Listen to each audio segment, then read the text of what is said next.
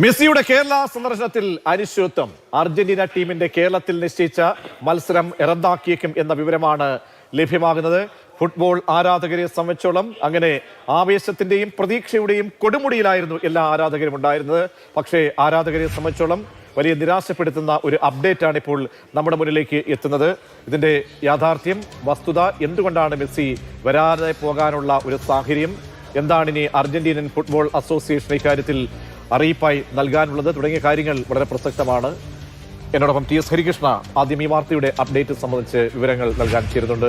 ഹരി, എന്തുകൊണ്ടാണ് മെസ്സി കേരളത്തിലേക്ക് വരുന്നില്ല, അല്ലെങ്കിൽ വരാൻ കഴിയാതെ പോകുന്ന ഒരു സാഹചര്യം ഉരുത്തിരിയുന്നത്? കാരണം ഇന്ന് 17-ാം തീയതിയാണ്, അടുത്ത മാസം 17-ാം തീയതി അങ്ങനെയല്ലേ ഷെഡ്യൂൾ ചെയ്തിരുന്നത്? അതെ, നവംബർ 17-ന് നമ്മുടെ കൊച്ചിയില് മെസ്സിയും ടീമും വന്ന് പന്ത് തട്ടുമെന്നായിരുന്നു സ്പോൺസർ അനൗൺസ് ചെയ്തിരുന്നത്. പക്ഷേ ഇതിപ്പോ മെസ്സി വരുമോ ഇല്ലെന്ന് നമ്മൾ തുടക്കം മുതൽ ചോദിച്ചിരുന്നു. പക്ഷെ ആ സമയത്തൊക്കെ ഇങ്ങനെ ഒരു അനിശ്ചിതത്വമൊക്കെ ഉണ്ടായിരുന്നെങ്കിലും സ്പോൺസറൊക്കെ കൃത്യമായി ഇടപെടുകയും സർക്കാരിന്റെ ഭാഗത്തു നിന്നുള്ള ഇടപെടലുകളൊക്കെ ഉണ്ടായപ്പോൾ ലയണൽ മെസ്സിയും അർജന്റീനൻ ടീമും വരും എന്നുള്ളൊരു പ്രതീക്ഷ തന്നെയായിരുന്നു. നമുക്കറിയാം, കഴിഞ്ഞ ദിവസങ്ങളിലൊക്കെ നിരവധി യോഗങ്ങളൊക്കെയാണ് ചെയ്യണം, മുഖ്യമന്ത്രിയുടെ നേതൃത്വത്തിൽ ഉൾപ്പെടെ യോഗങ്ങളൊക്കെ ചേർന്നിരുന്നു. പക്ഷേ നിർഭാഗ്യവശാൽ ഇപ്പോൾ നമുക്ക് ലഭ്യമാവുന്ന വിവരമനുസരിച്ച് നവംബർ 17-ന് ലയണൽ മെസ്സിയും സംഘവും ഇന്ത്യയിലേക്കില്ല എന്നുള്ള വിവരമാണ് നമുക്ക് ലഭ്യമാവുന്നത്. എനിക്കൊപ്പം റിജിൽ കൂടിയുണ്ട്. ഒരു അർജന്റീനൻ മാധ്യമ പ്രവർത്തകൻ തന്നെ അത് കൃത്യമായി പറയുന്നുണ്ടല്ലേ? അതെ, അദ്ദേഹം AFA കൃത്യമായി, അർജന്റീന ഫുട്ബോൾ അസോസിയേഷനെ വളരെ കൃത്യമായി ഫോളോ ചെയ്യുന്ന ഒരു മാധ്യമ പ്രവർത്തകനാണ്. അദ്ദേഹമാണ് കഴിഞ്ഞ ദിവസം അദ്ദേഹത്തിന്റെ എക്സ്പോസ്റ്റിൽ അത് വളരെ കൃത്യമായി അദ്ദേഹം പറയുന്നത്. ഞാനൊന്ന് വായിച്ചു തരാം. Argentina's next matches are in November between the 10th and 19th. The match in India was cancelled. The one against Angola is confirmed. അതായത് അങ്കോളയുമായിട്ടുള്ള ഒരു മത്സരം മാത്രമാണ് ഈ ഘട്ടത്തിൽ നിശ്ചയിച്ച പ്രകാരം നടക്കുക എന്നാണ് അദ്ദേഹം പറയുന്നത്. അതായത് 2 സൗഹൃദ മത്സരം കളിക്കണം, പക്ഷെ അതിൽ ഒന്ന് അങ്കോളയിൽ ഒന്നാണ്, പക്ഷെ രണ്ടാമത്തെ എവിടെയെന്ന് പറയുന്നില്ല. പക്ഷെ മറ്റൊന്ന് പറയുന്നുണ്ട്, ഇന്ത്യയിലേക്കുള്ള മത്സരം ക്യാൻസൽ ചെയ്തിട്ടുണ്ടെന്ന്. അതിലൂടെ നമ്മൾ മനസ്സിലാക്കേണ്ട കാര്യം, അർജന്റീന ഫുട്ബോൾ അസോസിയേഷൻ എന്തായാലും ഇന്ത്യയിലെ മത്സരം കളിക്കുന്നതിൽ ഒരു താല്പര്യക്കുറവ് കാണിക്കുന്നുണ്ട് ഈ ഘട്ടത്തിൽ. പക്ഷെ അതിന്റെ കാരണം എന്തായാലും നമുക്ക് അറിയില്ല. അതായത് പക്ഷെ മാത്രമല്ല, എന്തായാലും ഇതൊരു കരാറാണ്. പക്ഷേ അങ്ങനെ അർജന്റീൻ ടീം നമ്മുടെ ഇന്ത്യയിലേക്ക് വരാതിരിക്കുകയാണെങ്കിൽ അവിടെ ഒരു കരാർ ലംഘനം നടക്കുകയാണ്. പക്ഷെ അത് മാത്രമല്ല, എന്തായാലും ഒരു പ്രത്യേക റീസൺ ഉണ്ടാവണം. അതിപ്പോൾ നമുക്ക് വ്യക്തമാക്കാൻ കഴിയുന്നില്ല എങ്കിൽ കൂടിയും അങ്ങനെ ഒരു പ്രത്യേക റീസൺ ഇല്ലാതെ ആ ടീം വരാതിരിക്കില്ലല്ലോ. തീർച്ചയായിട്ടും. കാരണം ഈ മത്സരം തീരുമാനിച്ച ഘട്ടത്തിൽ തന്നെ ആദ്യമായി അർജന്റീന പിന്മാറുന്നു എന്ന വാർത്തകൾ വന്നപ്പോൾ തന്നെ അർജന്റീന ഫുട്ബോൾ അസോസിയേഷന്റെ പ്രതിനിധി മറ്റൊരു മാധ്യമ പ്രവർത്തകനോട് പറഞ്ഞു എന്ന രീതിയിൽ വന്ന വാർത്തയിൽ പറഞ്ഞ കാര്യം കരാർ ലംഘനം, അതായത് ഇന്ത്യ ഞങ്ങൾ മുന്നോട്ട് വെച്ചിട്ടുള്ള ആവശ്യങ്ങൾ നിറവേറ്റിയില്ല എന്ന കാര്യമായിരുന്നു. അതിനുശേഷം ഈ മത്സരം നവംബർ 17-ന് നടക്കുമെന്ന് തീരുമാനിച്ച ശേഷം അർജന്റീന ഫുട്ബോൾ അസോസിയേഷൻ പ്രതിനിധികൾ കേരളത്തിൽ വരുന്നു. അവർ കായിക മന്ത്രിയെ കാണുന്നുണ്ട്. കൊച്ചിയിൽ മത്സരം നടത്താൻ നിശ്ചയിച്ച ജവഹർലാൽ നെഹ്റു സ്റ്റേഡിയത്തിൽ അവർ പരിശോധന നടത്തുന്നുണ്ട്. ആ പരിശോധനയിലെ റിപ്പോർട്ടിൻ്റെ കാര്യമടക്കം നമുക്കറിയില്ല. എന്താണ് കാര്യത്തിൽ ഒരു വ്യക്തത എന്തായാലും വന്നിട്ടില്ല.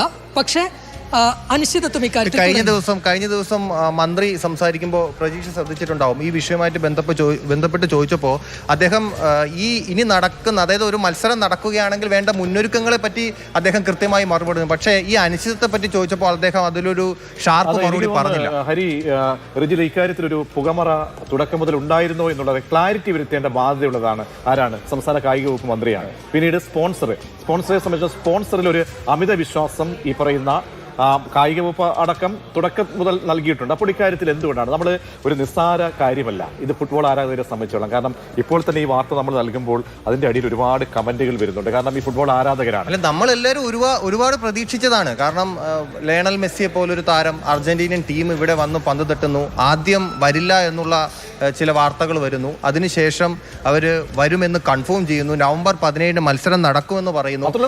അവിടെ എത്തി സംസാരിച്ചു. ഗ്രൗണ്ടിലെ കാര്യങ്ങളൊക്കെ വിലയിരുത്തി ഗ്രൗണ്ട് നവീകരിക്കുന്നതിന് വേണ്ടി 70 കോടി രൂപയ്ക്ക് നവീകരിക്കുമെന്നുള്ള കാര്യങ്ങളൊക്കെ പറഞ്ഞു. ഇതും കൂടാതെ അർജന്റീനൻ ഇവിടെ നമ്മൾ കളിക്കാനെത്തുന്ന താരങ്ങളുടെ അർജന്റീനൻ ടീമിന്റെ പട്ടിക വരെ അവർ പുറത്തുവിട്ടായിരുന്നു. മറ്റൊരു കാര്യം കൂടി ഉണ്ട് ഇതിൽ. കാരണം ഡിസംബർ 13-ന് മെസ്സി ഇന്ത്യ സന്ദർശിക്കുന്നുണ്ട്. ആ പട്ടിക മെസ്സി നേരത്തെ തന്നെ പങ്കുവയ്ക്കുകയും ചെയ്തിരുന്നു. അതിലും ഇന്ത്യയിലൊരു സിറ്റി എന്ന് പറഞ്ഞെങ്കിൽ കൂടിയും ഈ മത്സരത്തെ പറ്റിയോ ഈ സൗഹൃദ മത്സരത്തെ പറ്റിയോ എന്നുള്ള ഒരു പരാമർശവും അതിലും ഉണ്ടായിരുന്നില്ല.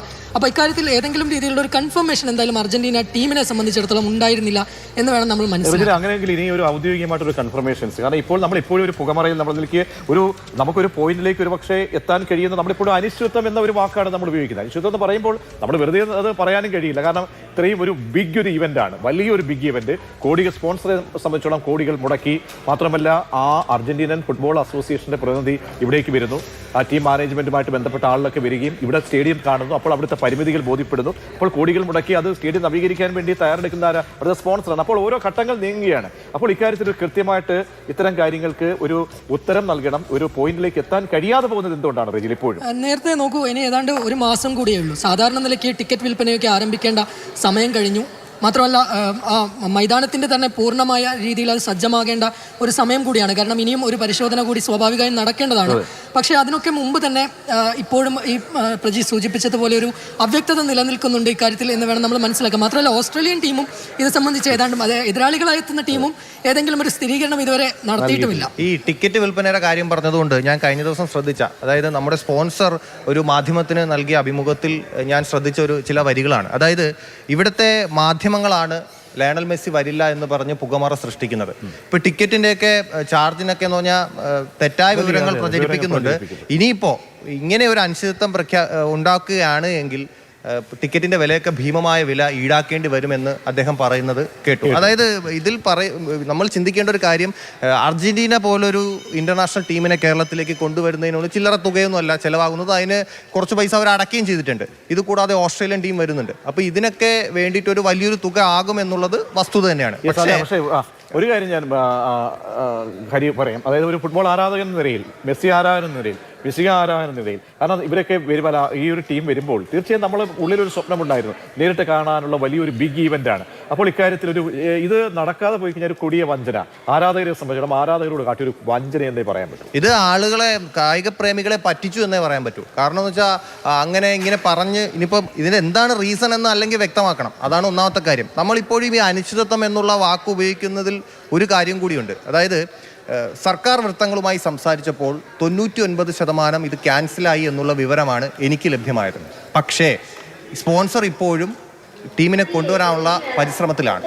അത് എത്രത്തോളം സാധ്യമാകും എന്നുള്ളതാണ് ഇനി അറിയേണ്ടത്. ഒരു ഹിമാലയൻ ടാസ്കിലേക്ക് ഇങ്ങനെ അപ്ഡേറ്റ് ചെയ്ത് പോകേണ്ട കാര്യം എന്താണ്? കായിക മന്ത്രിക്ക് എന്തുകൊണ്ട് ഇക്കാര്യത്തിൽ ഒരു കൃത്യമായൊരു ഇൻപുട്ടോ അല്ലെങ്കിൽ ഒരു സ്ഥിരീകരണമോ ലഭിക്കാതെ പോകുന്നു എന്നതൊരു ആശയക്കുഴപ്പമല്ലേ അറിയും? നമ്മൾ ഈ മത്സരവുമായിട്ട് ബന്ധപ്പെട്ട് ആദ്യഘട്ടം മുതൽ അനിശ്ചിതത്വമുണ്ട്. നിരവധി വാർത്തകൾ ഇതുമായി ബന്ധപ്പെട്ട് വന്ന ഘട്ടങ്ങളിലൊക്കെ എന്തെങ്കിലും പ്രശ്നം വരുമ്പോൾ മന്ത്രി തന്നെ അത് സ്പോൺസറുടെ തലയിലേക്ക് ഇടും, സ്പോൺസർ തിരിച്ച് ഇങ്ങോട്ട് തട്ടും. അങ്ങനെ പന്ത് തട്ടി കളിക്കുന്ന കാര്യമായിരിക്കും തുടക്കം മുതൽ നമ്മൾ കണ്ടത്. അപ്പോൾ സ്പോൺസർക്കാണ് അതിൻ്റെ ഉത്തരവാദിത്തം എന്ന് പറഞ്ഞ് മന്ത്രി കൈ കഴുകുന്നത് നമ്മൾ കണ്ടിട്ടുണ്ട്. അതിനുശേഷമാണ് അർജന്റീന ഫുട്ബോൾ അസോസിയേഷൻ്റെ ഭാഗത്തു നിന്ന് ചില പ്രതികരണങ്ങൾ വന്നതോടുകൂടിയാണ് വീണ്ടും പ്രതീക്ഷ വയ്ക്കുന്നത്. അത് ഈ ഘട്ടത്തിൽ വരുമ്പോൾ ആ പ്രതീക്ഷ ഏറെക്കുറെ അസ്തമിക്കുന്ന രീതിയിലേക്ക്, അതായത് ഇനി ഒരു മാസമേ ഉള്ളൂ, സ്ഥിരീകരണം വരേണ്ടതായിരുന്നു, ഷെഡ്യൂൾ ആകേണ്ടതായിരുന്നു. പക്ഷെ അതൊന്നും ഉണ്ടായിട്ടില്ല. അതായത് അവസാനമായി ഹരി റെഡ് കാർഡ് കാണിക്കേണ്ടി വരുമല്ലേ?